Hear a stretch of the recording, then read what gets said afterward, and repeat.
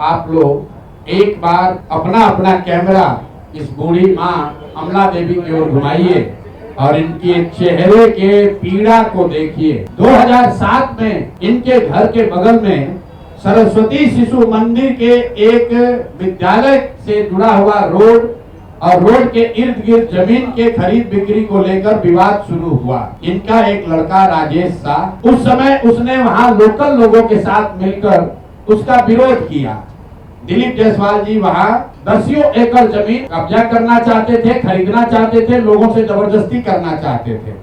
जैसा कि इन लोगों का कहना है कि इनके लड़के ने उसका विरोध किया, पहले उसको धमकी मिली, पीछे हटने की बात कही गई और फिर 2007 में एक दिन उसका एक दोस्त दुर्गा पूजा की तैयारी के नाम पर उसको घर से मोटरसाइकिल से पकड़ बैठा कर ले गया, इन सब के सामने ले गया। और फिर इनको खबर मिलती है कि एक भीड़ ने उस बच्चे को, इनके बेटे को घेर कर पीटा है और इतनी बुरी तरह पीटा है कि वो ऑलमोस्ट मरणासन हो गए और उनको किसी सरकारी अस्पताल में नहीं ले जाया गया। वो कहीं सरकारी अस्पताल में नहीं गए, उस व्यक्ति को उठाकर दिलीप जायसवाल के नियंत्रण वाले एमजीए माता गुजरी देवी कॉलेज में, मेडिकल कॉलेज में ले जाया गया। और तथाकथित तौर पर पुलिस का जो एक वर्जन है कि भीड़ ने उसको मारा, उसके पास पिस्टल था, वो बच्चा 50 उसको 100 लोग रोड पर मारते रहे लेकिन उसके हाथ में पिस्टल है, उसने पिस्टल नहीं चलाया। और पुलिस को इसकी सूचना किसने दी? पुलिस के खुद के रिकॉर्ड के हिसाब से दिलीप जायसवाल ने खुद पुलिस को बताया कि एक भीड़ यहाँ पर है जो उनके घर से 2 किलोमीटर दूर है। भीड़ एक बच्चे को मार रही है, एक युवक को मार रही है। पुलिस को सूचना दिलीप जायसवाल ने दी, उस बच्चे को वहां से दिलीप जायसवाल के मेडिकल कॉलेज में भर्ती कराया गया, राजेश शाह को। उसके बाद 2 दिनों तक ये पूरा परिवार छटपटाते रहे कि हमको हमारे बच्चे से एक बार मिला दीजिए। राजेश शाह से उनके माँ उनके बाबूजी को मिलने तक नहीं दिया गया और पुलिस ने केस ये बना दिया कि यही आदमी सुपारी लेकर दिलीप जायसवाल का मारने आया था, पिस्टल लेकर, और दिलीप जायसवाल के समर्थकों ने या सामान्य नागरिकों ने उसको घेर कर मार दिया।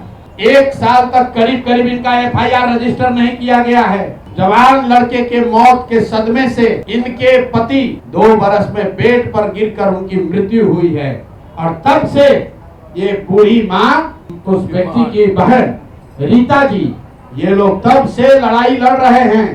हाई कोर्ट गए, मुख्यमंत्री के दरबार में गए, वहां से ऑर्डर हुआ कि इस पर तुरंत कार्रवाई की जाए।